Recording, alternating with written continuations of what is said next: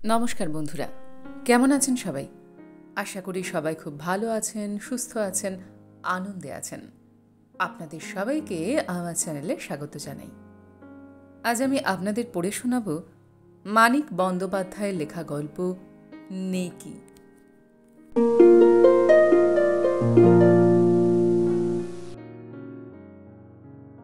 পূর্ববঙ্গের মহকুমা শহর। শহর সন্দেহ নেই, তবে বিশুদ্ধ নয়। গ্রামের খাদ আছে। চারিদিক ঘুরে এলে মনে হবে এই যেন শহর আর গ্রামের আলিঙ্গনবদ্ধ মূর্তি।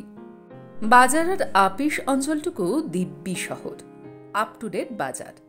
কলকাতায় কোনো নতুন ফ্যান্সি জিনিস উঠলে 1 মাসের ভেতরে স্থানীয় মনোহারী দোকানগুলোতে আত্মপ্রকাশ করে। একটিমাত্র বাঁধানো রাস্তা, মাইলখানেক লম্বা। বাজারের বুক ভেদ করে আদালতের গা ঘেঁষে গিয়ে মাটির রাস্তায় আত্মগোপন করেছে। বাজারের কাছে ছোট ছোট কয়েকটি শাখাও আছে। বাজারের কিছু দূরে পাকা রাস্তার ধারে একটি হাই স্কুল, কাছাকাছি পাবলিক লাইব্রেরি, টাউন হল, অফিসারদের ক্লাব, ক্লাব সংলগ্ন টেনিস কোর্ট ইত্যাদি। অভাব নেই কিছুরই। শহর যেমন হয় আর কি। বাকিটুকু কিন্তু গ্রাম ছাড়া কিছু নয়। বাড়ি ঘর সবই প্রায় চাঁচের বেড়া এবং টিনের ছাদ দেওয়া। কোনো কোনোটার ভিটেটুকু মাত্র পাকা বাঁধানো। শুধু তাই নয়, গ্রামের যা প্রধান প্রধান লক্ষণ, প্রকাণ্ড প্রকাণ্ড আম কাঁঠালের বাগান, পুকুর, ডোবা, ঝোপঝাড়, জঙ্গল, বেদবন থেকে আরম্ভ করে সাপ, ব্যাঙ, শিয়াল, বেজি এবং টিকটিকির রাত সংস্করণ গোসাপ পর্যন্ত সমস্তই আছে। শহরের পশ্চিম প্রান্তে আগাগোড়া চুনকাম করা একটা পাকা বাড়ি। বাড়িটা বরাবর স্থানীয় প্রথম মুন্সিফ দখল করে থাকেন। এখানে আছেন হেমন্ত মুখার্জি। বাড়িটার পেছনে প্রকাণ্ড একটা আম বাগান, তারই একদিকে ডোবা সংস্করণ একটি পুকুর। এই গল্পের আরম্ভ ওইখানে। একদিন বেলা প্রায় 10টার সময় 16-17 বছরের একটা মেয়ে স্নান করছিল। পুকুরের চারিদিকে প্রকৃতির নিজে হাতে করা গাছপাতার প্রাচীর, এত ঘন যে 8-10 হাতের ভেতর এলেও বুঝতে পারা যায় না এখানে পুকুর আছে। আশেপাশে ঘরবাড়ি বেশি নেই, একান্ত নির্জন। মেয়েটির শঙ্কা ছিল না। নিত্যকার মতো সমস্ত পুকুরটা সাঁতরে এসে নিশ্চিন্ত চিত্তে অঙ্গমার্জনা করছিল। হঠাৎ ওপারে নজর পড়তে দেখল 22-23 বছরের একটা ছেলে, চোখে সোনার চশমা, একটা আম গাছের গুড়ি ঘেঁষে দাঁড়িয়ে আছে। ত্রস্তভাবে নিজেকে আকণ্ড নিমজ্জিত করে দিয়ে মেয়েটি সংযত হয়ে নিল। জড়সড় হয়ে তেমনিভাবে গলা পর্যন্ত জলে ডুবে দাঁড়িয়ে রইল। ভাবল ভদ্রলোকের ছেলে, সরে যাবে। ছেলেটির কিন্তু নড়বার লক্ষণ দেখা গেল না, তেমনিভাবেই দাঁড়িয়ে রইল। রাগে বিরক্তিতে মেয়েটি ঠোঁট কামড়ে ধরল। এক মুহূর্ত দ্বিধা করে জল থেকে উঠে এলো। তারপর ধীর পদে ছেলেটির কাছে এগিয়ে গেল। ছেলেটি নিবিষ্ট চিত্তে গাছের ওপর কি দেখছিল, যেন পৃথিবীর আর কোনো দিকে তার লক্ষ্য নেই। রাগে গা জ্বলে গেল। তিক্তস্বরে মেয়েটি বলল, দেখুন। ছেলেটি চমকে তার দিকে তাকালো। মেয়েটি বললে, এত দূর থেকে দেখতে আপনার বোধহয় অসুবিধে হচ্ছে। ঘাটের পাড়েই চলুন না, আমার স্নানের এখনো বাকি আছে। আমায় বলছেন? দ্বিতীয় ব্যক্তি তো কারুকে দেখছি না এখানে। আপনি ভদ্রলোকের ছেলে, আপনার যদি এরকম পবিত্রী। রাগে দুঃখে মেয়েটির কণ্ঠ রুদ্ধ হয়ে গেল। ছেলেটি অকৃত্রিম বিস্ময়ে তার মুখের দিকে চেয়ে রইল। মেয়েটি আবার বলল, আর একদিন আপনি উঁকি মারছিলেন, কিছু বলিনি। কিন্তু এ আপনার কোন দেশি ভদ্রতা? আপনার বাধে না? কিন্তু আমরা লজ্জায় যে মরে যাই। মানুষকে এত নীচ ভাবতেও যে কষ্ট হয়। বিবর্ণ মুখে ছেলেটি বলল, এসব আপনি কি বলছেন? আমি ন্যাকামি। ছেলেটির মুখ দেখে মন একটু নরম হয়েছিল। এই ন্যাকামিতে আবার কঠিন হয়ে গেল। কটু কণ্ঠে বলল, অন্যায় বলেছি? দুচোখ বড় বড় করে দেখুন, আপনাকে আমি লজ্জা করব না। স্নানের সময় গরু মহিষও তো মাঝে মাঝে জল খেতে আসে। ঘুরে দাঁড়িয়ে পা বাড়ালো। পেছনে ব্যাকুল কণ্ঠ শোনা গেল, দাঁড়ান। মেয়েটি ফিরে দাঁড়ালো। আমায় বিশ্বাস করুন, আপনি স্নান করছিলেন, আমি তা দেখিনি। আর একদিনের কথা বললেন, কিন্তু আমি কাল মোটে কলকাতা থেকে এখানে এসেছি। আশেপাশে যদি দু একটা পাখি মেলে, এই আশায় সকালে বন্দুকটা নিয়ে বেরিয়েছিলাম। একটা ঘুঘু এইদিকে উড়ে এসেছে, কোথায় বসলো তাই দেখছিলাম, আপনাকে নয়। হাতের বন্দুকটা দেখিয়ে বলল, এটা দেখে আপনার বিশ্বাস হওয়া উচিত। পিছন ফিরে ঘাটের দিকে চলতে চলতে মেয়েটা বলল, ন্যাকামি করবেন না, আমি কচি খুকি নই। ছেলেটার মুখ কালো হয়ে গেল। সকালবেলার উজ্জ্বল আলো পর্যন্ত যেন এক সুন্দরী তরুণীর দেয়া কুৎসিত অপবাদের ছাপে মলিন হয়ে উঠল। ছেলেটি নিঃশ্বাস ফেলে সরে গেল। পলাতক ঘুঘুটা চোখের সামন দিয়ে উড়ে গিয়েই কাছে একটা ডালে বসল। বন্দুক তুলতে ইচ্ছে হল না। আঁকাবাঁকা সরু পথটি ধরে বাগান পার হয়ে খিড়কির দরজা দিয়ে সাদা বাড়িটায় ঢুকল। বন্দুকটা বড় ঘরের কোণে ঠেলে দিয়ে নিরস মুখে খাটের একধারে বসে পড়ল।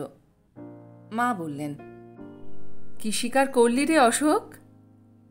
অপবাদ। অপবাদ?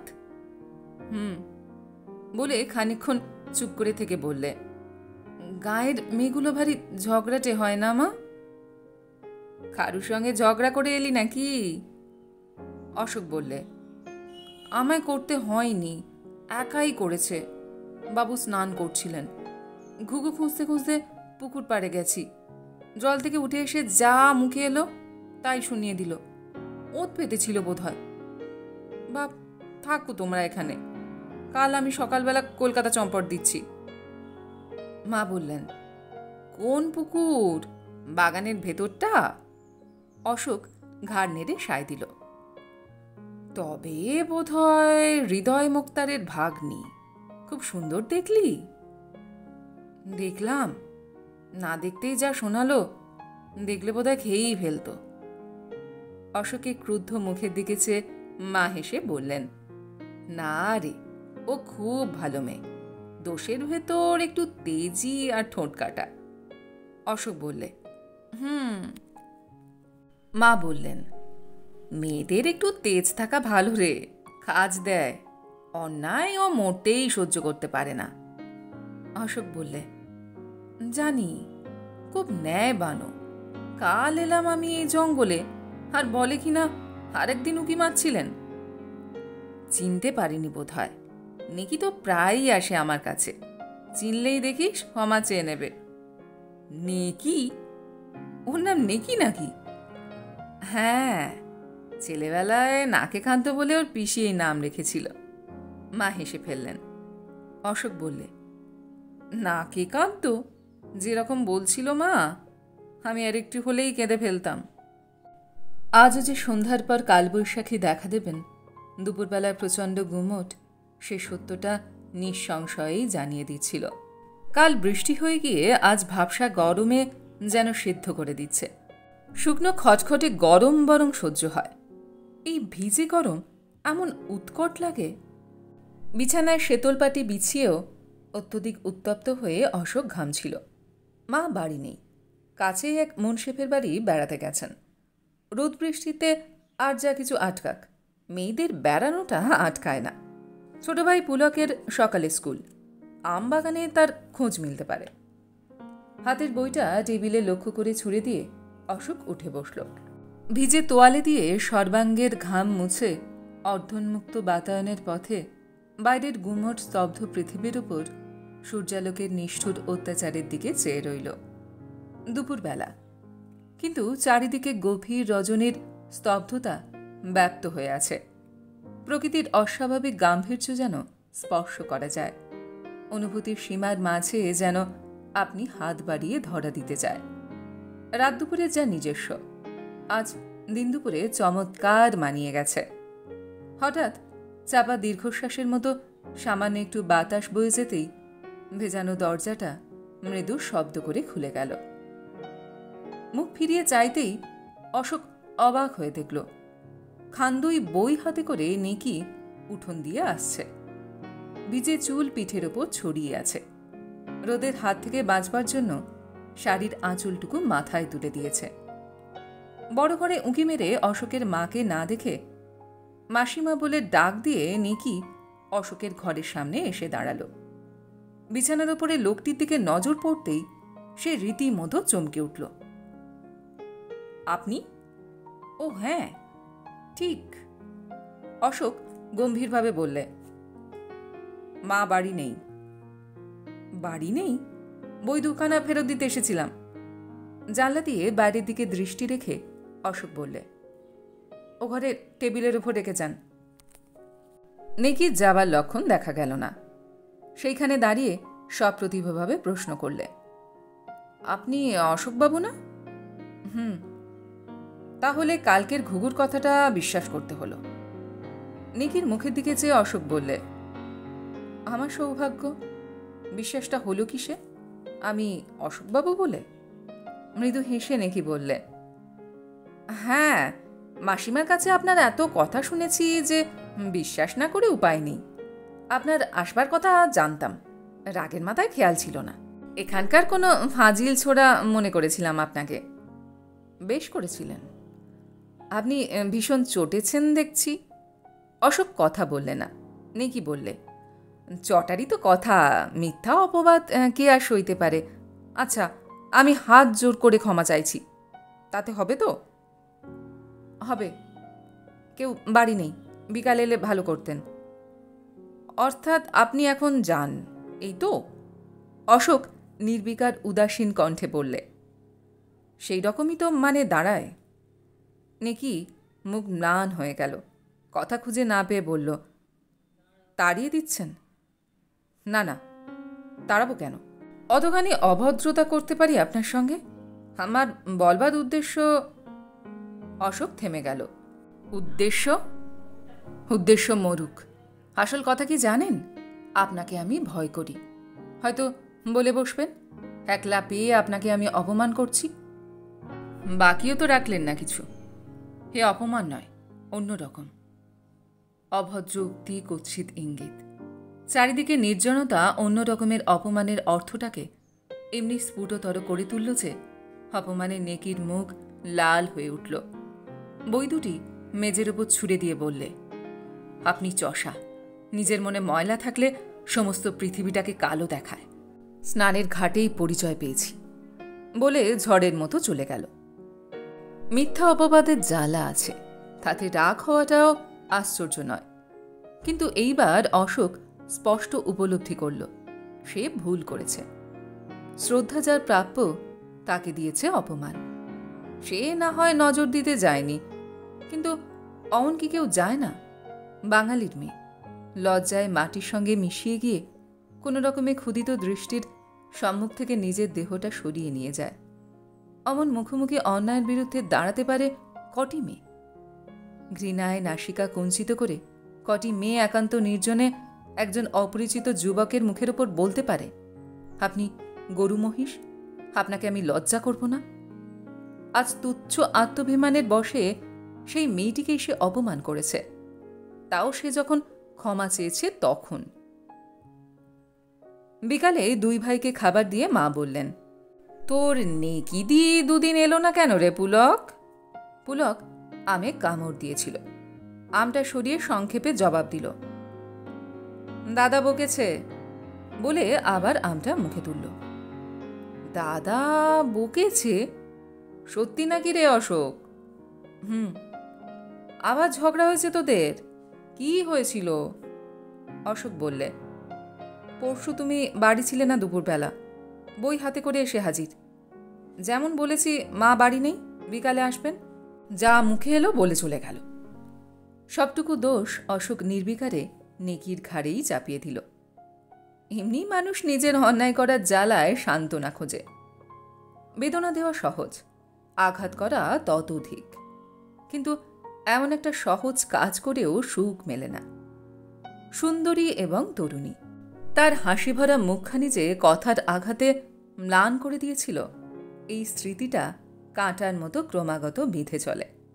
মা বললেন, কি ছেলে মানুষই যে তোরা করছিস অশোক, নিকি তো গায়ে পড়ে ঝগড়া করার মেয়ে নয়। না, খুব ভালো মেয়ে। রোদ পড়ে এলে পুলককে নিয়ে অশোক বেড়াতে বার হলো। আমবাগানের পরেই বিস্তৃত মাঠ। আলে আলে পায়ে পায়ে গড়ে ওঠা সরু পথে দিয়ে চলতে তার এমনিই ভালো লাগে। মাঝে মাঝে লাঙ্গল দেয়া খেতে নেমে পড়ে। মাটির ঢেলাগুলো পায়ের নিচে গুড়িয়ে যায়। ক্ষেতগুলো সমস্ত দিন বৈশাখের বেহিসাবি সূর্যের তাপ চুরি করে সঞ্চিত করে রাখে। সূর্য বিদায় নিলে মৃদুভাবে সেই তাপ বিকীর্ণ করে। অশোক সর্বাঙ্গ দিয়ে সেটা অনুভব করে।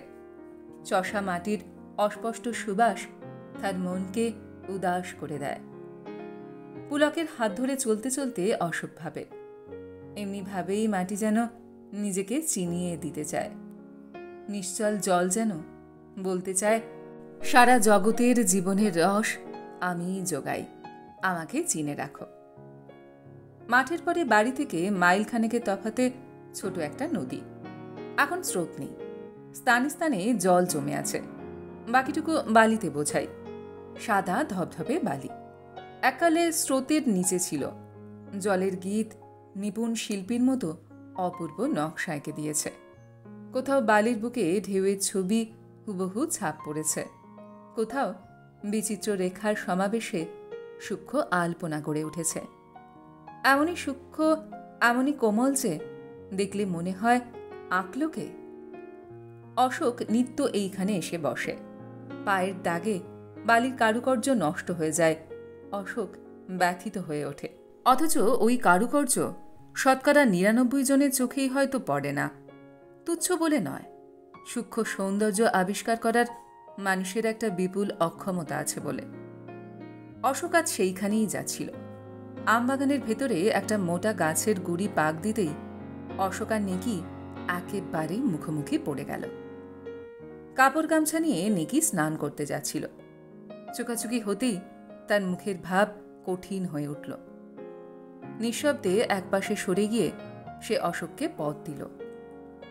অশোক এগিয়ে গেল, কিন্তু পুলক নিকির সামনে দাঁড়িয়ে বললে, আর যে আমাদের বাড়ি যাও না নিকিদি, দাদার কিছু বলবে না, মা বকে দিয়েছে। অশোক এগিয়ে গিয়েছিল, দাঁড়িয়ে ডাকল, পুলক আয়, দেরি হয়ে গেছে। নিকি পুলককে কাছে টেনে নিয়ে বলতেই সে আনন্দে হাততালি দিয়ে উঠল। নিকির হাত থেকে গামছাটা টেনে নিয়ে বললে, তুমি যাও তো দাদা, আমি যাব না, নিকিদির সঙ্গে সাঁতার কাটব। বেড়াতে যাবি না?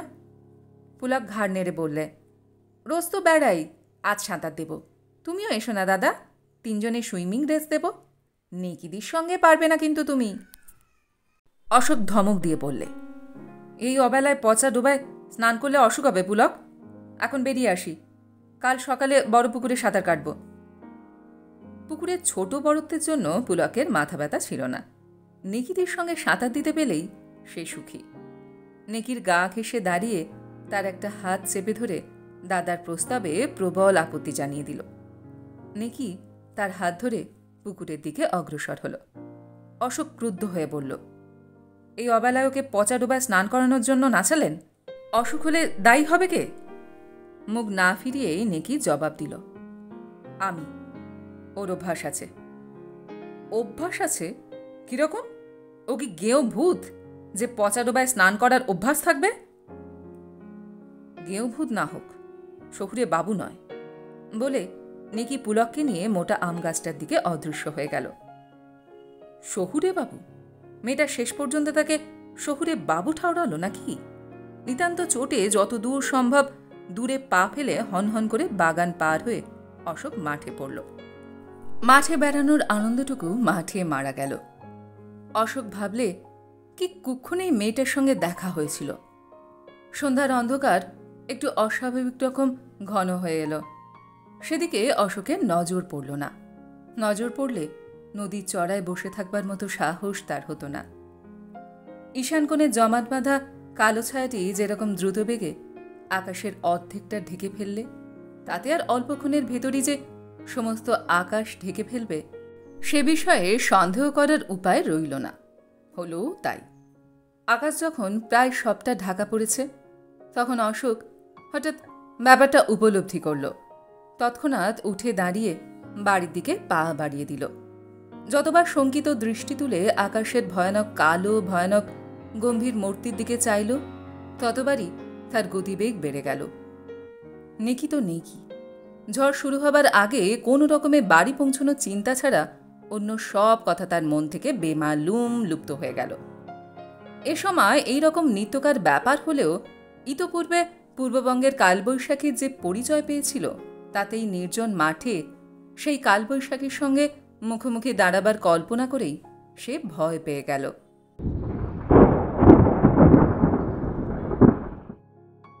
জমাট বাঁধা অন্ধকারকে শিউড়ে দিয়ে বিদ্যুৎ চমকে উঠল। অশোকের দ্রুত চলা দৌড়নোতে পরিবর্তিত হয়ে গেল। অশোক পুরী গিয়েছিল। দূর থেকে সমুদ্র গর্জন কেমন শোনায় জানত।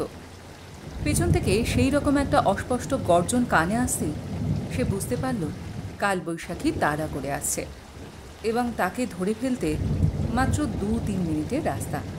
হাঁপ ধরে গিয়েছিল।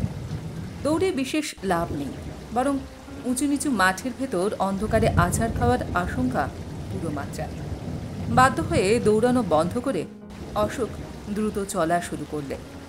আরেকবার বিদ্যুৎ চমকাতে অশোক দেখলে আমবাগান তখনও 5-7 মিনিটের পথ। আমবাগান? ঝড় তো ধরে ফেলবে ঠিক। তখন আর বাগানের ভেতর দিয়ে যাওয়াটা কি বুদ্ধিমানের কাজ হবে? অশোকের ইচ্ছে হলো একবার থমকে দাঁড়িয়ে কথাটা ভালো করে চিন্তা করে নেয়, কিন্তু পেছনের গর্জনটা খুব কাছে এবং বেশি রকম স্পষ্ট হয়ে উঠেছে দেখে দাঁড়াবার সাহস হলো না।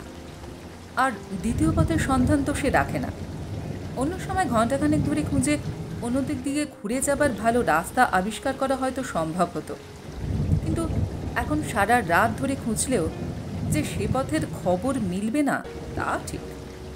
আমবাগান ছাড়া পথ নেই। কাঁচা পাকা ঢের ফল গাছগুলি খাইয়েছে। আজ যদি নিতান্তই চাপা দেয় কি আর করা যাবে।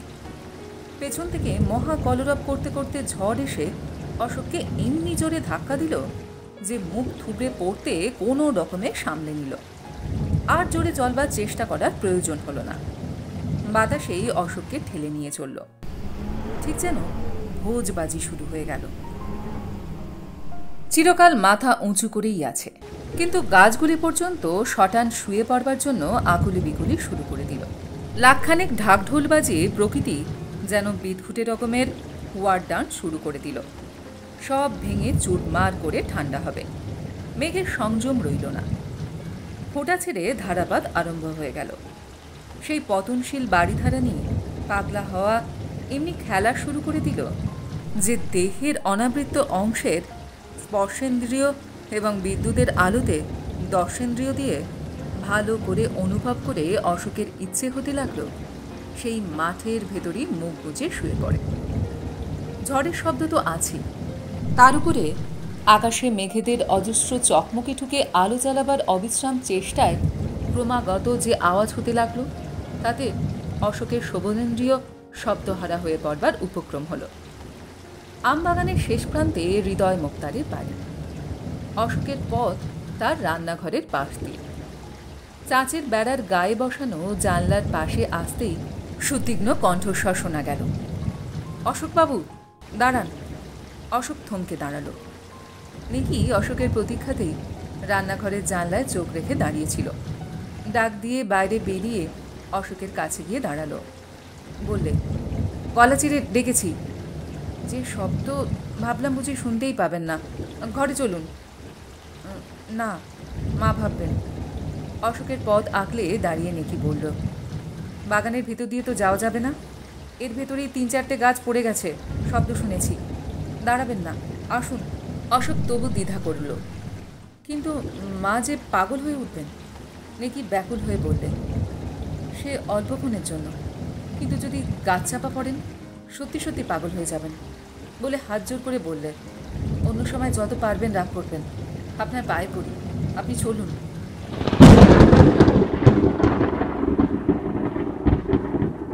আকাশে বিদ্যুৎ চমকে গেল।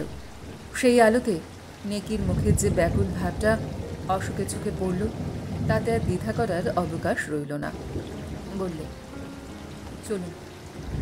নেকি অশোককে পথ দেখিয়ে রান্নাঘরের পাশ দিয়ে উঠোন পার হয়ে বড় ঘরের দাওয়ায় উঠল।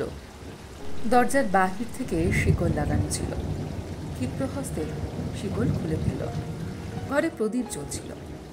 দরজা খুলতেই বাতাস নিভে গেল। অশোককে হাত ধরে ঘরের ভেতর নিয়ে গিয়ে নেকি বললে, দাঁড়ান, আলো জ্বালছে। ঘরের এদিকের তাক হাতড়ে একটা ল্যাম্প নিয়ে এসে বললে, আপনার কাছে দেশলাই আছে? না। সিগারেট খান না? না। খুব ভালো ছেলে তো? না। আপনার সঙ্গে তাহলে পারা গেল না দেখছি। রান্নাঘরেই যেতে হলো। থাকুন, অন্ধকারে চুপটি করে দাঁড়িয়ে, বলে নেকি বাইরে চলে গেল। দেশলাই নিয়ে ফিরে এসে চৌকাঠের বাইরে দাঁড়িয়েই বললে, হাত বাড়িয়ে দেশলাই নিয়ে আলোটা জেলে ফেললেন অশোকবাবু। একবার তো দুজনে খানিকটা করে জল ঢেলেছি। সর্বাঙ্গে যেরকম ধারা বইছে, এবার ঘরে ঢুকলে মেঝেতে নদী বয়ে যাবে। নিকষ কালো আধার, কিন্তু তারই ভেতর নেকির হাতে দুগাছি সোনার ঝুড়ি রান্নাঘরের অদৃশ্যপ্রায় আলোয় চিকচিক করছিল। দেশলাই নিয়ে অশোক একটা কাঠি জ্বালিয়ে বললে, একেবারে ভিজে গেছেন যে? সেটা উভয়েরই, পরে দুঃখ করা যাবে। বাতিটা জ্বালুন। আলো জ্বেলে অশোক বললে, মেঝটা সত্যিই ভেসেছে। তা হোক, মুছে নিলেই হবে। আলনা থেকে লাল পেটের শাড়িটা দিন। বাক্স না খুললে আবার আপনার কাপড় জুটবে না। অশোক শাড়িটা এনে দিল। বারান্দার এদিকে একটু ঘেরা ছিল। শাড়ি নিয়ে নেকি সেখানে চলে গেল। অশোকের জামা কাপড়ের অতিরিক্ত জলটুকু ইতিমধ্যে প্রায় সবটাই ঝরে গিয়েছিল, কিন্তু ভিজে জামার আলিঙ্গনটা বড়ই বিশ্রী লাগছিল। জামাটা খুলে নিয়ে নেকির প্রতীক্ষায় ঘরের মাঝখানে দাঁড়িয়ে অশোক একবার চারিদিকে চোখ বুলিয়ে নিল। প্রকাণ্ড ঘর। একপাশে দুটো বড় বড় খাট জোড়া লাগিয়ে পাতা রয়েছে।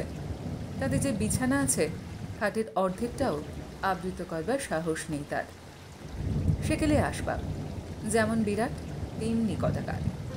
এক কোণে গোটাকুড়ি 25 হাঁড়ি কলসি, তাতে সংসারের চাল ডাল থাকে বোঝা গেল।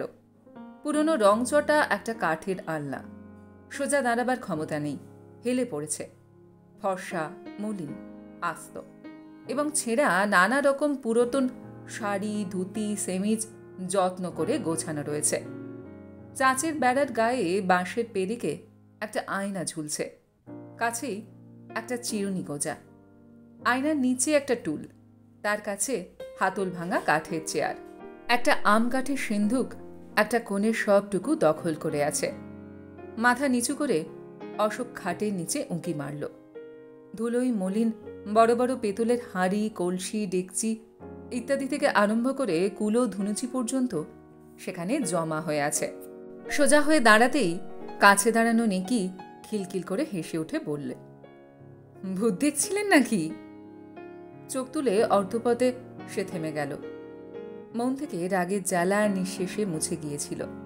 বিদ্বেষশূন্য দৃষ্টি তুলে লণ্ঠনের আলোতে সম্মুখের তরুণী নারীটির মুখের দিকে চেয়ে অশোক মুগ্ধ হয়ে গেল। তাড়াতাড়ি কাপড় ছেড়ে এসেছে। ভিজে চুল ভালো করে মোছা হয়নি। একগোছা জলসিক্ত কুন্তল গালের পাশ দিয়ে লতিয়ে নেমে এসে বুকের উপর লুটিয়ে পড়েছে। কপালে বিন্দু বিন্দু জল জমে আছে। আলো পড়ে মনে হচ্ছে কি যেন মেয়েটার কপাল বেড়ে মুক্তোর মালা পরিয়ে দিয়েছে। চোখের পাতা ভেজা। তার অন্তরাল হতে যে দৃষ্টি মেলে চেয়ে আছে, তার যেন তুলনা নেই। নেকি লাল হয়ে চোখ নত করলে। হঠাৎ, আচ্ছা তো আপনি ভিজে কাপড়ে দাঁড়িয়ে আছেন খেয়ালই নেই, বলে কাঠের সিন্দুকটার কাছে চলে গেল। ধোপদরস্ত একখানা ধুতি এনে অশোকের হাতে দিয়ে ভিজে জামাটা নিয়ে বললে, কাপড় ছেড়ে ফেলুন, আমি আসছি, বলে বেরিয়ে গেল। কাপড় ছেড়ে অশোক ডাকল, আসুন একবার। নেকি এলো। দরজা দিয়ে প্রথম থেকেই কিছু কিছু ঝাঁট আসছিল। ঘরে এসে এক মুহূর্ত দ্বিধা করে নেকি দরজায় খিল লাগিয়ে দিলে। ঘুরে দাঁড়িয়ে বললে, আমাকে আপনি আপনি করছেন, এমন বিশ্রী লাগছে। এতটুকু সাহস নেই যে তুমি বলেন। অশোক বললে, সাহস আছে কি না পরিচয় পাবে। ওটা কি হলো বলে রুদ্ধ দরজার দিকে আঙুল বাড়িয়ে দিল। নেকি বললে, এই সহজ কথাটা বুঝলেন না? ছাট আসছিল, বন্ধ করে দিলাম। মেজটা ভাসিয়ে দিয়ে তো লাভ নেই কিছু। কিন্তু সেসব পরে বিবেচনা করা যাবে অশোকবাবু। আপনি কোচার খুঁটটা গায়ে দিয়ে ভাঙা চেয়ারটাতে বসুন। আমার নাম নেকি, কিন্তু ন্যাকামি দু চোখে দেখতে পারি না। আপনার সঙ্গে এক ঘরে যদি থাকতে পারি, দরজা খোলা বন্ধ হয়ে বিশেষ আসবে যাবে না। খোলা থাকলে বরং ঘরটা ভিজবে। অশোক বসে বললে, তুমিও বসো, কতগুলি প্রশ্ন আছে। খাটের কোনায় বসে হাসি মুখে নেকি বলল, হুকুম করুন। তুমি এখানে একা থাকো? নেকি হেসে উঠল। তাই কি আপনি সম্ভব মনে করেন নাকি? হাসি থামিয়ে বলল, থাকি 3 জনে, মামা, পিসিমা আর স্বয়ং। মামা জমি দেখাশোনা করতে পরশুদিন মফস্বলে গিয়েছেন। পিসি বিকালে খাদের বাড়ি গিয়েছিল, ঝড়ের জন্য আটকা পড়ে গেছে। যে আচমকা ঝড় এলো আজ, আপনি ফিরছেন না দেখে আমার যা। ঝড়ের সময় মাঠের মাঝে ভারী ভয় হয় অশোকবাবু। ব্যস্ত হয়ে উঠে দাঁড়িয়ে অশোক বললে, আমি চললাম। নেকি বিস্মিত হয়ে বললে, কি হলো আবার? আমার মতো মূর্খ আর নেই। ছিছি, একবারও খেয়াল হলো না? কি হলো বলুন না। বুঝলে না, কেউ যদি হঠাৎ এসে পড়ে সে ভারী বিশ্রী হবে। আমি যাই। নেকি বললে, ভাববেন না, এই ঝড়ে কেউ আসবে না। যাবেনি বা কি করে? না না, তুমি বুঝছো না, তোমার কত বড় ক্ষতি হবে জানো? নেকি দৃঢ় কণ্ঠে বললে, জানি। বসুন। সে ভয় করলে আপনাকে ডেকে আনতাম না। পাগল হয়েছেন? ভালো দিনে কেউ আসে না, আর ঝড় বৃষ্টি মাথায় করে গোয়েন্দাগিরি করতে আসবে। অশোক বসল, বললে, তোমার কিন্তু বেজায় সাহস। লোকে নাই জানুক, আমাকে তো একরকম জানোই না। কি বলে ডেকে আনলে? আপনাকে জানি না কে বললে? আমি বলছি, এসেছি 5 দিন, দেখা হয়েছে 3 বার। 3 বারই ঝগড়া করেছি। সেনবার সুযোগ পেলে কোথায়? পুকুর পাড়ে বরং। নেকি খিলখিল করে হেসে উঠল। ওটাও স্বভাব। বললে, পুকুরের ঘটনাটা ভোলেননি দেখছি। না, ভুলিনি। ঠাট্টা নয়, সত্যি বলো, কি করে আমায় চিনলে? নেকি বললে, একজনকে চিনতে হলে তার সঙ্গে 2-4 বছর মেশার দরকার হয় বলে মনে করেন নাকি আপনি? আমার সঙ্গে প্রথম থেকে যে অমনভাবে ঝগড়া করতে পারে, তাকে ভয় করা আমি প্রয়োজন বলে মনে করি না। বুঝলেন? অশোক ঘাড় নেড়ে বললে, না, তবে অন্যরকম করে বলি। আমাদের অনুভূতি বলে একটা জিনিস আছে অশোকবাবু। একবার দেখলেই আমরা মানুষকে চিনতে পারি। আর কি জানেন, মাসিমার ছেলেকে চেনবার দরকার হয় না। নেকির কথায় তার মার প্রতি এমন একটা সহজ শ্রদ্ধার ভাব প্রকাশ পেল যে অশোক খুশি হয়ে উঠল। একটু চুপ করে থেকে বলল, আচ্ছা নেকি, তোমার ভালো নামটা কি বলো তো? নেকি নামটা পছন্দ হয় না? ও নামটা আমায় একেবারে মানায় না। কি বলেন? আপনি না হয় আমাকে লীলা বলবেন। লীলা বেশ নাম। সত্যিই বেশ। অশোক জবাব দিলে না, একটু হাসল। হঠাৎ নেকি বললে, আমার খিদে পেয়েছে, আম খাবেন? অশোক ঘাড় নাড়ল। আম খাবেন না? তাহলে কি দি? কাল সন্দেশ করেছিলাম, গোটা চারে কাছে বোধ হয়, তাই খান তবে। অশোক আবার ঘাড় নাড়ল। ঘাড় নাড়ছেন যে খালি, ইচ্ছেটা কি? ইচ্ছে কিছু না খাওয়া। বাড়ি থেকে যতদূর সাধ্য খেয়ে বার হয়েছিলাম, খিদে নেই। নেকি মুখ গোঁজ করে বললে, রাগ হলো? আচ্ছা দাও, খাবো। থাক, খিদে না থাকলে খেতে নেই। অশোক তৎক্ষণাৎ বললে, খিদে যেন পাচ্ছে বলে মনে হচ্ছে, এতক্ষণ বুঝতে পারিনি। কি দেবে দাও, খেয়ে নি। নেকি হাসি মুখে খাবার নিয়ে এলো। শুধু সন্দেশ নয়, আমও কেটে দিল। ঘরেই ছিল। কোণের কলসি থেকে জল গড়িয়ে দিল। অশোক নিঃশব্দে আহারে মন দিল। নেকি বললে, খেতে খেতে কথা বলুন, চুপ করে থাকতে ভালো লাগে না। কি বলবো? যা খুশি। যা খুশি নয়। অশোক নেকির কথাই পারল। একটু একটু করে নেকির জীবনে যে ইতিহাস সে শুনল, তাতে অবাক হয়ে গেল। বড় লোকের মেয়ে, কলকাতায় বাবার ব্যবসা ছিল। মা কবে মারা গিয়েছিলেন নেকির মনে নেই। পিসিমাই তাকে মানুষ করেছে। কী সব কারণ ঘটেছিল নেকি জানে না। তার যখন 16 বছর বয়স, ব্যবসা ফেল পড়ল। বাজারে দেউলিয়া নাম জাহির হবার আগেই বন্দুকের গুলিতে নিজের মাথাটা ফুটো করে দিয়ে নেকির বাবা সব দায় এড়িয়ে গেলেন। আপনার বলতে এই মামা। চোখ মুছতে মুছতে বছর 2 আগে পিসিমাকে নিয়ে এই মামার আশ্রয় এলো। পেছনে ফেলে এলো আজন্ম অভ্যস্ত শৌখিন জীবন। নতুন জীবনের ভয় বাবার শোককে পর্যন্ত ছাপিয়ে উঠেছিল অশোকবাবু। পাড়াগা চোখে দেখিনি।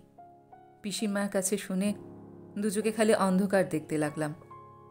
গায়ের মেয়েরা কিভাবে থাকে, ভোর 5টায় উঠে গোবর দিয়ে কেমন করে ঘর নিকোয়, ডোবায় গিয়ে বাসন মাজে, লাউ কুমড়োর চচ্চড়ি দিয়ে কেমন আরামে দুবেলা পেট ভরায়।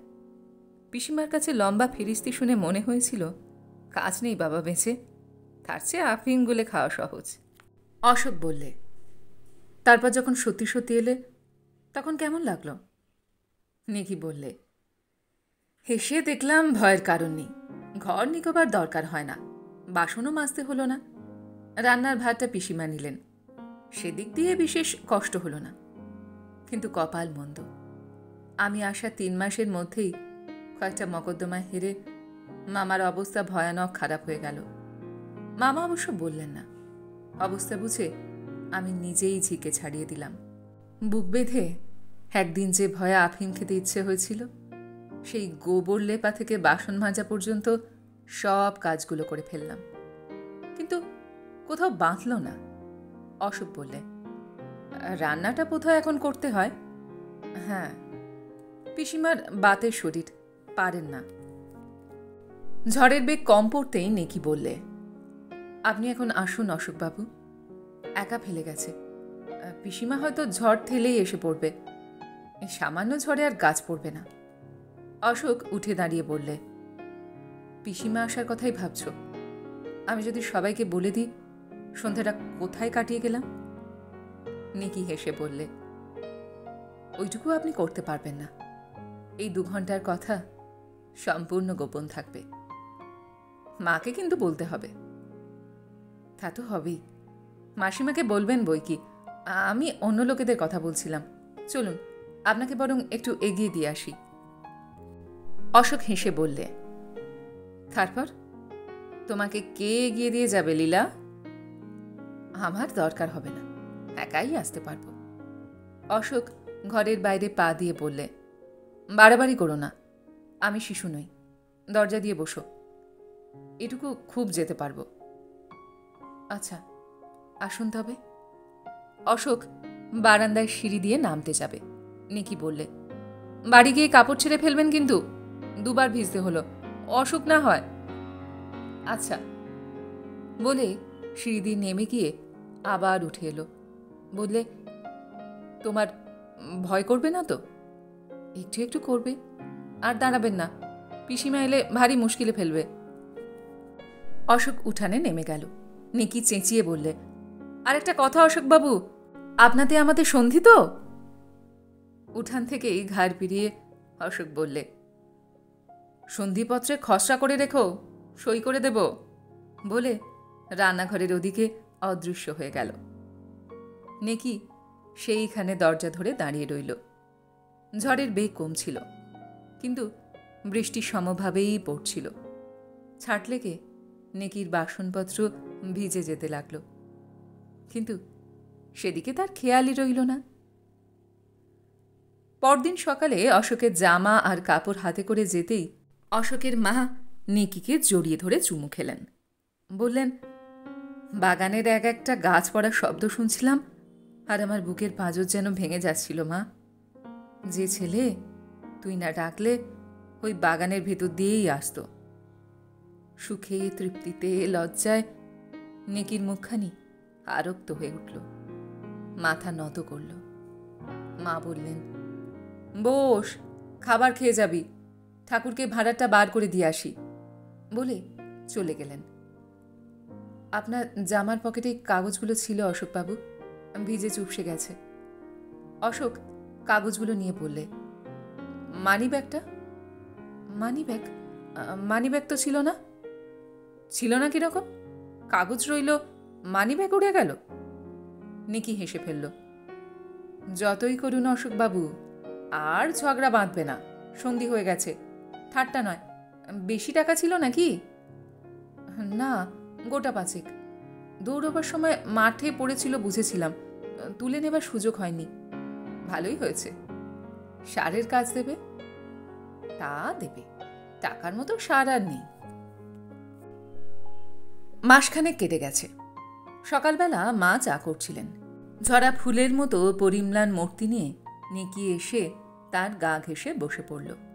মা বললেন, জ্বর ছেড়েছে? উঠে এলি যে? জ্বর নেই, আমায় 1 কাপ চা দিও তো মাসিমা। এখনো খাসনি কিছু? নিকি ঘাড় নাড়ল। তবে আগে একটু দুধ খেয়ে নে, তারপর চা খাস। 2 দিনের জ্বরে কি চেহারাই হয়েছে মেয়ের। স্টোভের ওপর কড়ায় দুধ জাল হচ্ছিল। বাটিতে ঢেলে নেকির সামনে ধরলেন। অশোক বললে, 3-4 বার করে পচা ডোবায় স্নান করলে জ্বর হবে না? নেকি বললে, প্রথম দিন থেকেই ওই পুকুরে স্নান করাটা আপনার চক্ষুশূল হয়েছে দেখছি। কি মুশকিল, এই মেয়েটা প্রথম দিনে সেই ঘটনাটুকু নিজেও ভুলবে না, অশোককেও ভুলতে দেবে না। মা কি কাজে উঠে যেতেই বাটির দুধ প্রায় সবটা কড়াই ঢেলে দিয়ে চোখ কান বুজে বাকিটুকু নেকির উদরস্থ করে ফেললে। চায়ের কাপ তুলে নিয়ে বললে, দুধ তো না, বিষ। তাই দেখছি, মাকে বলতে হবে। না লক্ষ্মী, বলবেন না, এক্ষুনি 1 বাটি দুধ গিলিয়ে দেবেন। ভালোই তো। ভালো বই কি। চায়ের কাপটা শেষ করে তাড়াতাড়ি উঠে দাঁড়িয়ে, মার আসবার আগেই পালাই তাহলে। অশোক বললে, না, বসো। বলবো না, রাঁধতে হবে, পিসিমার অসুখ। এই শরীরে রাঁধবে? না রাঁধলে চলবে কেন? মামা 2 দিন হাত পুড়িয়ে রেঁধে খেয়েছেন। ওই যা, আসল কথাই ভুলে গেছি, বিকালে আপনার আম খাবার নেমন্তন্ন রইল, পুলককে নিয়ে যাবেন বলে নেকি চলে গেল। বিকেলে প্রায় 6টার সময় পুলককে নিয়ে অশোক আম খাবার নিমন্ত্রণ রক্ষা করতে গেল। হৃদয় চক্রবর্তী একগাল হেসে অভ্যর্থনা করলেন। কি সৌভাগ্য! কথাটাই উচ্চারণ করলেন বার করি। চক্রবর্তীর বয়স নির্ণয় করা দুঃসাধ্য। মাথা চুলে পাক ধরেছে। চুল বলা সঙ্গত নয়, কদম ফুলের পাপড়ি। মুখে দাড়ি গোফের জঙ্গল। হাসবার উপক্রম করলেই সেই জঙ্গল ফাঁক হয়ে তামাকের ধোঁয়ায় বিবর্ণ কতগুলো দাঁত আত্মপ্রকাশ করে। এমনকি অতিরিক্ত বিনয় প্রকাশ করতে লাগলেন যে সেগুলো প্রকাশই হয়ে রইল। বড় ঘরের বারান্দায় সেই ভাঙা চেয়ার আর টুলখানা পাতা হয়েছিল। অশোক আর পুলককে বসিয়ে চক্রবর্তী নিজে একটা পিঁড়ি দখল করে উবু হয়ে বসে ডাকলেন, নেকি। নেকি ভেতর থেকে সাড়া দিল, আম কেটে নিয়ে যাচ্ছি মামা। 2 থালা বোঝাই আম দুজনের সামনে ধরে দিতেই অশোক বলল, এ কি ব্যাপার, এত আম খাবো কি করে? চক্রবর্তী মাথা নেড়ে বললেন, কিছু না, কিছু না, যুবাকাল, লোহা পেটে পড়লে হজম হয়ে যাবে, খান, লজ্জা করবেন না। আপনার মা ঠাকুরও নেকিকে স্নেহ করেন তাই, নইলে আমাদের মতো লোকের বাড়ি আপনাকে খেতে বলা সাহসী হতো না। নেকি মুচকি হেসে ভেতরে চলে গেল। কি যে বলেন বলে অশোক একটা আম মুখে তুলে নিলে। বললে, খা পুলক, উনি যখন ছাড়বেন না, যা পারি খাই, বাকি নষ্ট হবে। চক্রবর্তী মুক্তার মানুষ, বকতে পারেন। আসর সরগরম করে রাখলেন। অশোক কখনো হুঁ দিয়ে কাজ সারতে লাগলো, কখনো বললে নিশ্চয়ই, কখনো মৃদু হেসে বললে, তা বই কি। বিষয় থেকে বিষয়ান্তরে ভ্রমণ করে চক্রবর্তী কলিকালের লোকের ধর্মজ্ঞানহীনতা এবং উৎকট লোভপরায়ণতার কথা কীর্তন করলেন। বললেন, আদালতে এত মকদ্দমা কি জন্য মশাই? ওই লোভ। মিথ্যে সাক্ষী তৈরি করে কার 2 বিঘে জমি আছে তাই আত্মসাৎ করার চেষ্টা। কেন রে বাপু, পরের জিনিস নিয়ে টানাটানি কেন? নিজের যা আছে নেড়ে চেড়ে খা না। অশোক ঘাড় নেড়ে সায় দিলে, তা বই কি। এইবার চক্রবর্তীর এই চিন্তার উৎসমুখের সন্ধান পাওয়া গেল। একটা পাজি লোক তার 5 বিঘে জমি যে কীরকমভাবে আত্মসাৎ করার উপক্রম করেছে এবং অশোকের বাবার কাছেই মিথ্যে দাবির মকদ্দমা রুজু করেছে, সবিস্তারে বর্ণনা করে চক্রবর্তী ফোঁস করে একটা নিঃশ্বাস ফেললেন। শুনে অশোক আন্তরিক দুঃখ প্রকাশ করলে। থালা অর্ধেক খালি করে ঠেলে দিতেই চক্রবর্তী হাত জোড় করলেন। অশোক ব্যস্ত হয়ে বললে, ও কি, সত্যি বলছি, আর খাবার ক্ষমতা নেই, নইলে ফেলে রাখতাম না। লোকটার প্রতি অশ্রদ্ধায় অশোকের অন্তর পূর্ণ হয়ে গেল। বাপের বয়সী ভদ্রলোক বিনয়ের ছলে নিজেকে ক্রমাগত হীন করে ফেলছেন দেখে অত্যন্ত বেদনা অনুভব করলে। জোড়হাতে চক্রবর্তী নিবেদন করলেন, তবে 2টি সন্দেশ মুখে দিন বলেই হঠাৎ ক্রুদ্ধ হয়ে হাঁকলেন, নেকি নেকি। নেকি নিঃশব্দে চৌকাঠের কাছে এসে দাঁড়ালো। 2টো আম ফেলে দিলেই হবে? এ কি হেজিবেজি লোক পেয়েছিস? বাপের তো টাকা ছিল, একটু শিক্ষেও হয়নি। সন্দেশগুলো কি তোর জন্য এনেছি নাকি? 4টে প্রশ্ন। নেকি নতমুখে শুধু সন্দেশের সংবাদটাই দিল। সন্দেশ নেই। নেই? কি হলো, পাখা গজিয়েছে? আছে, দেওয়া যাবে না। হাঁড়ি ভেঙে সন্দেশ মাটিতে পড়ে গিয়েছিল। হাঁড়ি ভাঙল কেন? তাকের উপর ছিল, বেড়াল ফেলে দিয়েছে। বলে চক্রবর্তী স্তব্ধ হয়ে গেলেন। অশোক হেসে বললে, বেড়াল ভালো কাজ করেছে, এর উপর সন্দেশ খেলে ডাক্তার ডাকতে হতো। চক্রবর্তী শখেদে বললেন, 16-17 বছর বয়স হলো, কোনো দিকে যদি নজর থাকে। আপনার জন্য কত যত্ন করে আনা। হায় হায়, আগেই জানি অদৃষ্ট আমার নিতান্তই মন্দ। অশোকের ভাগ্যে সন্দেশ জুটল না, সেজন্য চক্রবর্তীর অদৃষ্ট মন্দ হতে যাবে কেন ভেবে অশোকের হাসি পেল। লোকটির কি অপূর্ব বিনয়। চক্রবর্তী চলে গেলেন। অদৃষ্ট মন্দ না হলে এমনটা হয়? 7 পুরুষের জমি আমার, তাতে আর একজনের ভোগ নেবার চেষ্টা করে? আপনার বাবার কাছে যতক্ষণ মকদ্দমা আছে ভাবনা নেই, উনি বিচক্ষণ হাকিম, চট করে সাজানো মামলা ধরে ফেলবেন। কিন্তু তা কি থাকবে? দেবে হয়তো এক দরখাস্ত ছেড়ে। কোন কাঠখোট্টা হাকিমের হাতে গিয়ে পড়বে ঈশ্বরই জানেন। সন্ধ্যার অন্ধকার ঘনিয়ে আসছিল। অশোক উঠে দাঁড়িয়ে বললে, আজ আসি চক্রবর্তী মশাই। চক্রবর্তীও উঠে দাঁড়ালেন। হাসবেন? যাতো মানে কি, একটা আলো সঙ্গে নিয়ে? না না, আলো লাগবে না, এখনো তেমন অন্ধকার হয়নি, এটুকু বেশ যেতে পারবো। চক্রবর্তী জিভ কেটে বললেন, তা কি হয়? গ্রীষ্মকাল, জঙ্গলের ভেতর দিয়ে পথ, একটা লণ্ঠন নিয়ে এগিয়ে দিয়ে আসুক। অশোকের ইচ্ছা হলো বলে, আপনি আলো নিয়ে চলুন না মশাই, রোগা মেয়েটাকে না হয় নাই পাঠালেন। এরকম ইচ্ছা দমন করতে হয়। অশোকও করল। নেকি একটা আলো জেলে নিয়ে তার সঙ্গে চলল।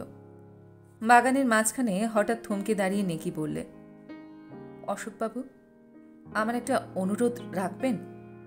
অশোক হেসে বললে, মস্ত ভূমিকা, অনুরোধ ছোট হলে চলবে না। না, ছোট নয়। নেকি একটা ঢোক গিললে। আলোটা এমনভাবে ধরলে যে মুখ তার অন্ধকারেই রইল। একটু চুপ করে থেকে বললে, মামা যে জমিটার কথা বলছিলেন সেটা সত্যি সত্যি আমাদের, আপনার বাবাকে একটু বলবেন? সম্মুখে সাপ দেখলে মানুষ যেমন চমকে ওঠে, অশোক তেমনি চমকে উঠল। অন্য অবস্থায় এই অনুরোধটা অশোকের কাছে এত কদর্য ঠেকত না। সরলভাবে নেকি যদি এই অনুরোধ জানাতো, অশোক মৃদু হেসে তাকে বিচারকের কর্তব্যের কথাটা বুঝিয়ে দিত। নেকির অজ্ঞতায় কৌতুক অনুভব করত। কিন্তু এ যে ষড়যন্ত্র, তাকে ভুলিয়ে আদর দিয়ে যত্ন দিয়ে নেমন্তন্ন করে খাইয়ে শত রকমভাবে ঘনিষ্ঠতার বন্ধনে বাঁধবার চেষ্টা করে এমনভাবে এই নির্জন আমবাগানে এই অনুরোধ করার কোনো অর্থই হতো না। টাকা নয়, কিন্তু আদর যত্ন ঘুষের রূপ নিতে পারে। হয়তো এই মেয়েটার রূপ চক্রবর্তী নিজের মুখে না জানিয়ে সন্ধ্যার অন্ধকারে নির্জনে সুন্দরী তরুণীকে দিয়ে এই অনুরোধ করার আর কি মানে হয়? ঘৃণায় অশোকের অন্তর সংকুচিত হয়ে গেল। গম্ভীর কণ্ঠে বললে, তোমার এই অনুরোধের অর্থ জানো? নেকির গলা কেঁপে গেল। আমরা বড় গরিব অশোকবাবু। অন্য সময় কণ্ঠস্বর শুনলে অশোকের হয়তো করুণা হতো, কিন্তু এখন রাগ হলো। বললে, গরিব বলে তোমাদের জন্য আমাকে অন্যায় করতে হবে নাকি? অন্যায় তো নয়, জমিটা আমাদের। আমার কথা আপনার বিশ্বাস হয় না? তিক্তস্বরে অশোক বলল, না, হয় না। হলেও জমি তোমাদের কি অন্যের, সে মীমাংসা হবে আদালতে, সাক্ষী প্রমাণ দিয়ে। তোমার অনুরোধে যে আমাকে আর আমার বাবাকে কতদূর অপমান সইতে হতে পারে সে ধারণা তোমার নেই বলে নিঃসংকোচে জানাতে পারলে। নেকি কি বলতে গিয়েও সামলে নিল। একটা নিঃশ্বাস ফেলে বললে, চলুন, থাক, তোমার আর কষ্ট করবার দরকার নেই। নেকির মুখ দেখা গেল না। দেখলে অশোক ভয় পেয়ে যেত। বললে, অতিরিক্ত সাধুতা ফলাবেন না অশোকবাবু। অহেতুক দংশন। অন্তরে জ্বালা ধরল।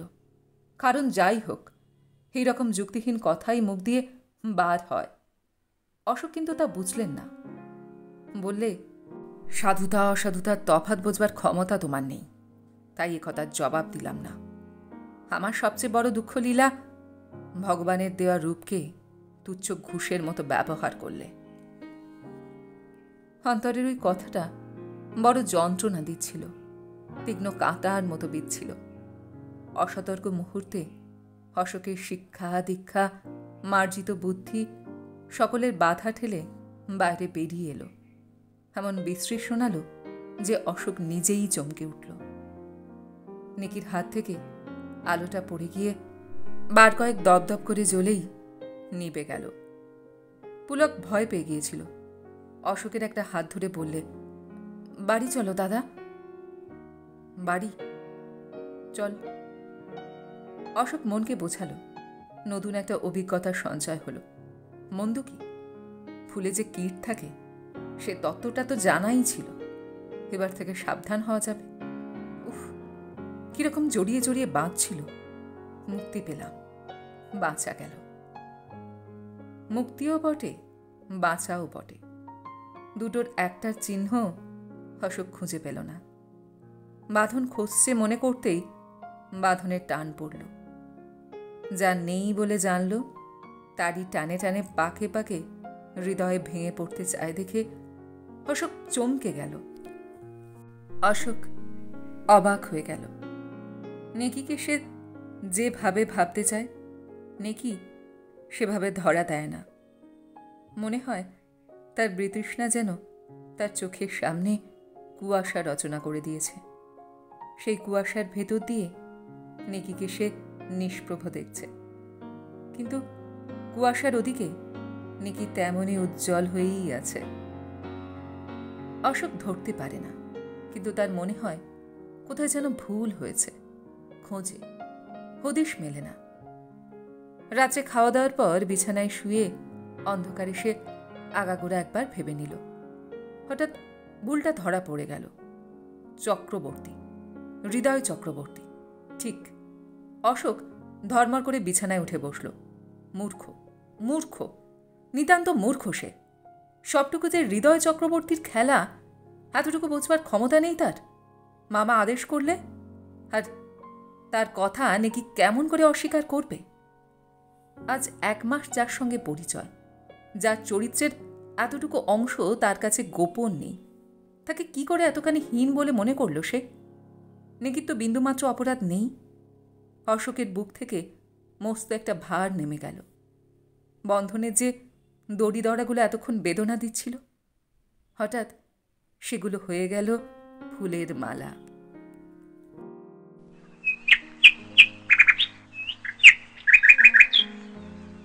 খুব ভোরে ঘুম ভাঙতেই অশোক আমবাগানে চলে গেল। পুকুর ধারে ঘাটের কাছে একটা তাল গাছ কাত হয়ে পড়েছিল।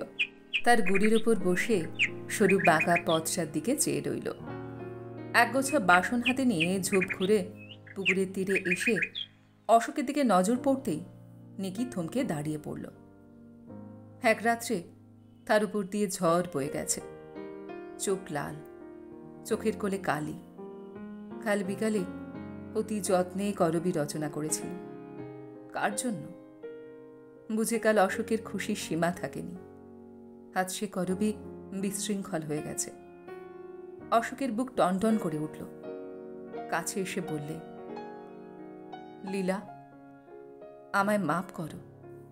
নিকির সর্বাঙ্গ কেঁপে উঠল। জবাব দিতে পারল না। অশোক আবার বললে, আমি বুঝতে পারিনি লীলা, তোমার কোনো দোষ ছিল না। ছিল না? অশোক বললে, না, আমি জানি তোমার মামার জন্যই।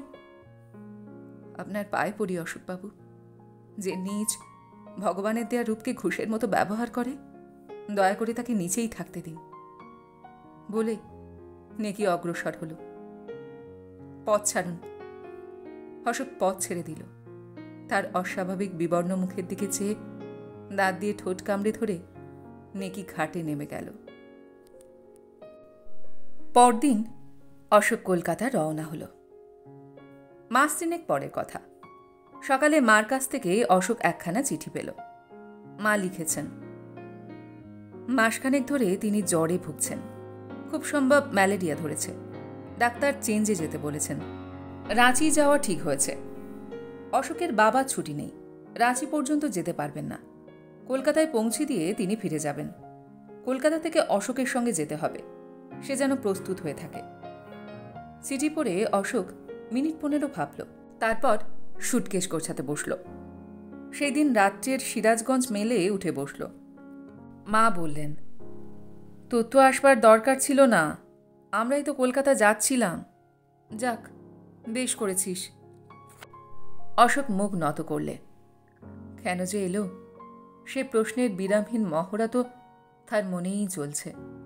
জবাব দেবে কি? তোর কি কোনো অসুখ হয়েছিল অশোক? অশোক ঘাড় নেড়েই প্রশ্ন করল। পুলকের স্কুল তো ছুটি হয়নি, ও কি থাকবে? কথা ঘুরিয়ে নেবার জন্য ছেলের প্রয়াস দেখে মার চোখে জল এলো। বললেন, থাকবে? থাকবার ছেলেই তো বটে। আর জানিস, নেকি আমাদের সঙ্গে যাবে। অশোক চমকে উঠল।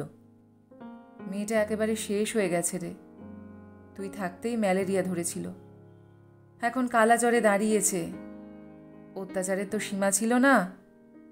জ্বর গায়ে কবার যে স্নান করতো ঠিক নেই। কি চেহারা হয়ে গেছে। মার চেঞ্জে যাবার আসল উদ্দেশ্য এবার আর অশোকের কাছে গোপন রইল না। নেকি অল্প অল্প হাঁটতে পারত, কিন্তু আমবাগান পার হয়ে আসবার তার ক্ষমতা ছিল না। মা পালকি নিয়ে গিয়ে নিজে তাকে নিয়ে এলেন। অশোক উঠানে দাঁড়িয়েছিল। পালকির খোলা দরজা দিয়ে তার দিকে চেয়ে নেকি ম্লান হাসি হাসল। রাগ নেই, দেশ নেই, অভিমান নেই। সারা রাত্রি ঝড়ের আঘাত সয়ে রজনীগন্ধার দল ভোরবেলা যেমন শ্রান্ত ক্লান্ত হাসি হাসি, সেই রকম হাসি। নেকির পিসির অসুখ। চক্রবর্তীর তাই এই সঙ্গে যাওয়া হলো না। পিসি একটু ভালো হলেই যাবেন। যাত্রা করার সময় ভদ্রলোক হাউমাউ করে কেঁদে ফেললেন। অশোকের মাকে বললেন, আমার আর কেউ নেই মা, ওকে আপনি ফিরিয়ে আনবেন। চক্রবর্তীর ওপর অশোকের বিতৃষ্ণার সীমা ছিল না। আজ তার মনে হলো, এর চেয়ে ভালো লোক বোধহয় পৃথিবীতে নেই। শহরের প্রান্তবাহী ছোট নদীটি বর্ষার জলে ভরে উঠেছে। স্টিমার ঘাট পর্যন্ত গাড়ি যায় না, নৌকায় যেতে হয়। স্টিমার ঘাট শহর থেকে মাইল 5 দূরে। স্টিমারে উঠে নিকি কেবিনে ঢুকতে রাজি হল না। রেলিংয়ের পাশে ডেকে চেয়ার পেতে তাকে বসিয়ে দেয়া হলো। অশোক আর তার মার কাছেই বসলেন। নেকি একদৃষ্টে মেঘনার জলরাশির দিকে চেয়ে রইল। স্টিমার এই তীর ঘেঁষে চলেছে। ওপারের তটরেখা অস্পষ্ট। 2 বছর আগে এই পথ দিয়েই সে একটা অতি পরিচিত জীবনকে পেছনে ফেলে দুরু দুরু বুকে অজানা অচেনা জীবনের মাঝে গিয়ে পড়েছিল। আজ আবার সেই পথেই কোন নতুন জীবনের সন্ধানে সে চলেছে কে জানে। দেনা পাওনা হয়তো মিটবে না। ওপারের তটরেখার মতোই অস্পষ্ট অনুভূতি তাকে যে নিরন্তর জীবনের কথা মনে পড়িয়ে দিচ্ছে। সে জীবনে যেতে মনে হয়তো তার কেঁদেই উঠবে, কিন্তু যেতে বোধহয় হবেই। অশোক শুষ্ক বিষণ্ণ মুখে ডেকের পাটাতনের দিকে চেয়ে রইল। মাই কেবল মাঝে মাঝে 2-1টা কথা বলতে লাগলেন। পুলকের এই সমস্ত উচ্চাঙ্গের সুখ দুঃখের বালাই নেই। রেলিংয়ে ভর দিয়ে সে ঢেউয়ের ওঠানামা দেখতে লাগল। হঠাৎ উঠে দাঁড়িয়ে মা বললেন, তোরা গল্প কর অশোক, আমার মাথা ভারী ধরেছে, কেবিনে একটু ঘুমিয়ে নিগে।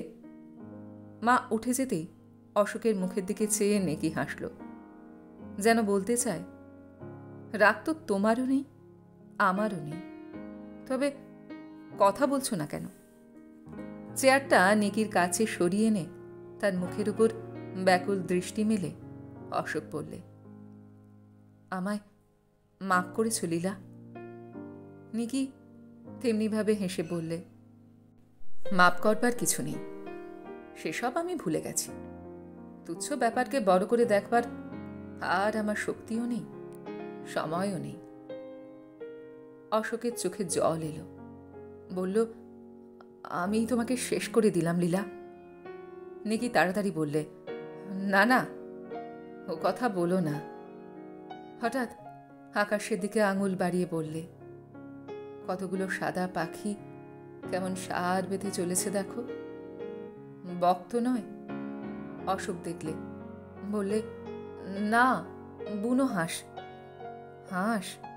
হোমা, এ আবার কি রকম হাঁস? আচ্ছা, ওরা দল বেঁধে কোথায় চলেছে? বেড়াতে বেরিয়েছে বুঝি?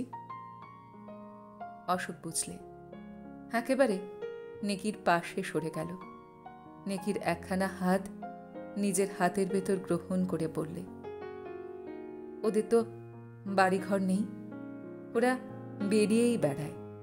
তুচ্ছ কথার অন্তরালে অনাড়ম্বর চেষ্টায় এতদিনের বিচ্ছেদের সংকোচ মুছে ফেলাই সবচেয়ে সহজ। সত্যি বাড়িঘর না থাকা কিন্তু বেশ না? বাতাসে একরাশ রুক্ষ চুল নেকির মুখের উপর এসে পড়েছিল। অশোক সযত্নে চুলগুলো সরিয়ে দিলে। আরামে নেকির চোখ বুজে এলো। নিঃশব্দে অশোকের আঙুলের মৃদু স্পর্শটুকু সমস্ত মন দিয়ে উপভোগ করে চোখ মেলে অশোকের মুখের দিকে চেয়ে লজ্জিত সুখের হাসি হেসে বললে, ঘুম পাচ্ছে, ঘুমোই। ঘুমো। নেকির হাতখানি হাতের মুঠোতেই ধরা রইল। নেকির মুখের উপর থেকে দৃষ্টি সরিয়ে নীল আকাশের বুকে সঞ্চারণশীল শ্বেতচন্দনের ফোঁটার মতো গতিশীল বুনো হাঁসগুলোর দিকে চেয়ে রইল। শ্রাবণের আকাশ, কিন্তু মেঘ নেই। ওপারে অস্পষ্ট তটরেখা অস্পষ্টই হয়ে রইল।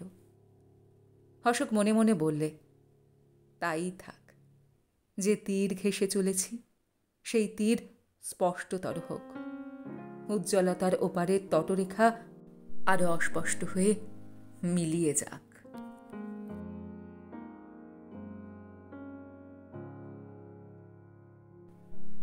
গল্পটি এইখানে সমাপ্ত হল। আপনারা এতক্ষণ শুনছিলেন মানিক বন্দ্যোপাধ্যায়ের লেখা গল্প নেকি। গল্পটি আপনাদের কেমন লাগলো বা আমার গল্পপাঠ আপনাদের কেমন লাগলো কমেন্ট সেকশনে অবশ্যই লিখে জানান।